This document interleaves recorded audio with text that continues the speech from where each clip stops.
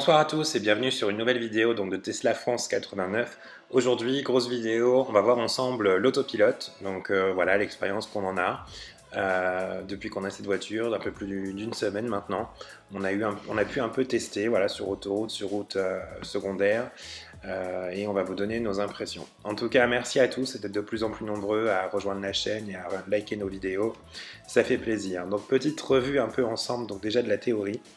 Donc Tesla nous vend tout un concept avec des caméras vidéo qui donc scrutent tous les alentours de la voiture à 360 degrés.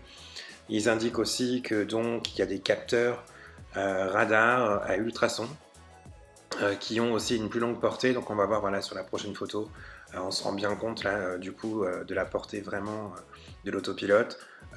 Des ordinateurs surpuissants dans la voiture pour calculer et pour anticiper du coup les réactions de la voiture et s'adapter en fonction de l'environnement. Donc le changement de vitesse du véhicule qui précède, les virages évidemment, et toutes ces choses-là. Donc on va voir ensemble sur le test ce que ça donne. Alors je voulais aussi qu'on voit ensemble les menus de réglage qui sont disposés sur l'écran de la voiture. Donc on a tout un réglage autopilote, un menu, une section autopilote, avec donc la distance qu'on peut mettre entre les voitures de devant et derrière. Là on a toute une section sur la sortie automatique, donc regardez la vidéo d'ailleurs qu'on a fait sur la sortie automatique, je vais mettre le lien en haut, en haut de l'écran. On peut donc faire un peu de tuning comme ça, vous voyez, sur la marche frontale, la distance de sortie. Bon, moi j'avais rien touché, j'ai laissé comme d'origine. Après, on a l'avertissement de limitation de vitesse, donc on peut avoir une petite alerte visuelle au niveau du panneau là qui est à l'écran. Bon, moi je trouve que c'est pas très efficace, c'est vraiment petit, ou alors une alerte sonore. Bon, ça m'agace. Ensuite, on peut déclencher un écart par rapport au régulateur de vitesse. Donc moi j'ai mis 3 km/h en plus. Donc en fait, quand c'est limité à 80, bah, la voiture elle se met à 83. On a un avertissement donc de collision frontale. Donc ça c'est de l'assistance, où on peut donc demander à ce que la voiture freine ou alerte si jamais on oublie de freiner alors que la voiture de devant freine. On a l'avertissement de franchissement de ligne, pardon. Alors ça, par contre, je l'ai désactivé parce que ça fait vibrer le volant quand on franchit les lignes.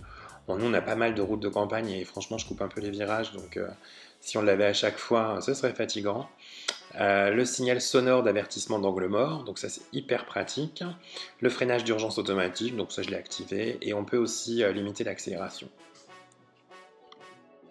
Alors c'est parti maintenant pour le test en conditions réelles dans la voiture. On se retrouve dans la Tesla. Donc là pour le moment je conduis. Je voulais vous montrer déjà, regardez bien, en haut de l'écran à gauche, donc on a la vitesse à 40 et en dessous on a la voiture avec... D'ailleurs devant notre voiture, il y a des voitures qui apparaissent, en fait c'est les gens devant. Et vous voyez là, il y a un petit volant qui est apparu, gris, qui indique en fait que l'autopilote est disponible. Donc quand on n'a pas le petit volant là, comme c'est le cas, il n'y a pas le petit volant, ça veut dire que la voiture, on ne peut pas enclencher l'autopilote. Donc soit, enfin la plupart du temps, moi j'ai remarqué, c'est quand on est en ville et qu'il n'y a pas de... Il n'y a pas de véhicule à proximité qu'on peut suivre entre guillemets, et surtout quand il n'y a pas de ligne au milieu dessinée au sol. Donc là on a à nouveau le volant qui est dispo, donc on pourrait là enclencher l'autopilote si on veut. Donc là c'est pas là que je l'ai testé, mais c'était pour vous montrer du coup que des fois d'ailleurs on est en autopilote et on arrive en ville, il y a plus de traits. Du coup le volant disparaît comme à l'instant, et du coup l'autopilote se désengage. Donc il faut vraiment reprendre à ce moment-là le contrôle du véhicule. Voilà, donc voilà ensuite, donc là je roule sur une départementale, j'enclenche l'autopilote en baissant 2 fois le commodo vers le bas. Vous voyez maintenant que l'icône, le petit volant qui était gris est devenu bleu. Et on voit que les traits aussi de chaque côté du véhicule sont bleus, donc c'est pour matérialiser la voie. Et donc pour montrer le comportement du véhicule. Alors moi ça m'impressionne un peu parce qu'en fait la voiture elle conduit vraiment au centre de la voie et je me suis rendu compte que moi j'ai plutôt tendance à conduire un peu à droite. Du coup quand on croise les véhicules ça me fait un peu peur. J'ai pas encore confiance à 100%, même si normalement en théorie elle est plus fiable que moi. Mais c'est vrai que c'est assez impressionnant. Donc là on est à une vitesse, on est à 77. On devrait être à 80, mais elle s'est adaptée par rapport au véhicule qui est à l'avant. Si vous voyez, il y a une voiture devant sur le dessin et qui ne roule pas à 80, donc du coup elle garde les distances de sécurité. Et vous voyez aussi que les lignes se courbent un peu de temps en temps, donc c'est parce qu'il y a des virages, et donc elle prend les virages. Donc vous voyez ma main aussi en bas à gauche, il faut sans cesse exercer une petite pression sur le volant. C'est la façon aussi pour la voiture de détecter que tout va bien, que vous n'avez pas perdu connaissance. visiblement, si elle ne sent plus de réaction de votre part, elle se stationne et elle met les warnings. Donc là, vous voyez, la voiture devant a nettement décéléré puisqu'on est à 40 km/h. On a dû arriver à une zone un peu plus dense. Et donc notre voiture, la Model 3, s'est calée dessus. Donc l'autopilote, franchement, sur les petites routes, moi je trouve que c'est assez sympa. On l'utilise assez souvent pour le moment, autant que le régulateur de vitesse adaptatif. Alors sur l'autoroute, on peut aussi enclencher l'autopilote, évidemment. Personnellement, pour moi, je ne suis pas encore assez familiarisé avec la voiture et à 130 km/h, j'ai déjà essayé de le mettre en route quand la circulation est dense en plus sur l'autoroute et ça m'impressionne trop. Donc pour le moment, je préfère m'échauffer un petit peu avec l'autopilote sur les routes secondaires que je connais très bien et où la signalisation, je veux dire les bandes sur le sol sont nettes, du coup l'autopilote s'en sort très bien mais moi au moins ça me fait le même effet que quand j'avais découvert le régulateur de vitesse classique où c'est vrai que j'avais peur de le mettre en route et bon finalement j'ai réussi par m'y faire et il ne se passait pas un trajet sans que j'utilise de toute façon. Voilà, donc sur l'autoroute aussi on a le changement de ligne.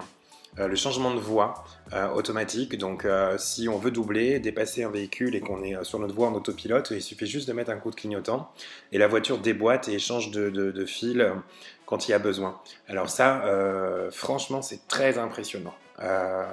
En plus, comme je vous disais, elle a tendance à rouler plus à gauche que moi sur la file. Du coup, j'ai vraiment l'impression à chaque fois qu'on va carrément aller en face. Mais c'est assez impressionnant, très bien. Voilà. Voilà, donc alors après, j'ai aussi voulu faire un autre test, c'est-à-dire lancer l'autopilote. À partir de quelle vitesse est-ce qu'on peut lancer l'autopilote? Donc là, je suis à l'arrêt et je vais rouler progressivement. Et vous voyez, le petit volant gris n'est pas dispo. En fait, il faut attendre de dépasser, voilà, à peu près, je crois, 10 km/h. L'autopilote est dispo. On peut l'engager comme je viens de le faire. Là, c'était une route qui est limitée à 80, donc progressivement, elle va augmenter et elle va monter jusqu'à 80. Mais en gros, on ne peut pas faire de départ arrêté, vous montez dans votre voiture, pouf, vous lancez l'autopilote. Non, il faut rouler à minimum 10 km/h. Voilà. Donc là, c'est le cas. Vous voyez, ça y est, on a atteint la vitesse de croisière. Elle s'est calée tranquillement et on est parti sur le maintien de la voie. Merci à tous d'avoir regardé cette vidéo. Franchement, on est content de les faire et de partager sur YouTube un peu notre expérience. N'hésitez pas à partager à vos amis, abonnez-vous à la chaîne, mettez un petit pouce bleu, posez vos questions dans les commentaires et on essaye de répondre à chaque fois rapidement. À bientôt pour une autre vidéo. Salut!